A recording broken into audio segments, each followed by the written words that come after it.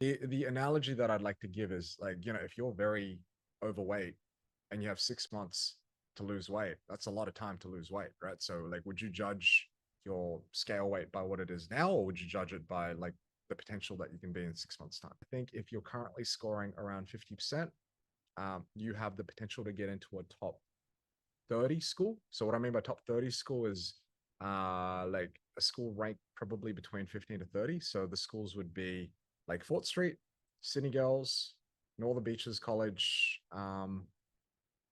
Girraween, Penrith, Merriweather. So if you're scoring like 50%, in most of, like, at least in the scholarly exams, that is what you could aim for. But that would mean in the next term you would have to get into that 70% range. Right. So what does that actually functionally look like if you're going from 50% to 70%?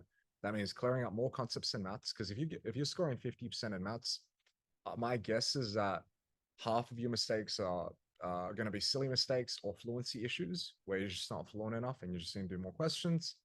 Or there might be like 10 questions that you don't understand how to do because there might be a step missing or whatnot. Right. So let's just go on Khan Academy, do more questions, and then you'll be fine.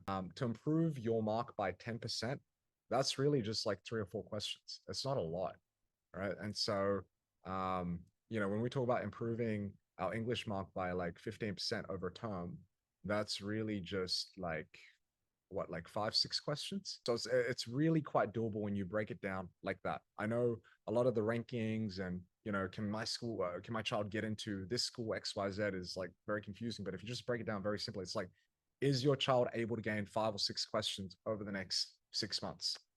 That's like 1 question a month. It's not that hard, right? So that's why a lot can change, and that's why also those ranges change a lot as well.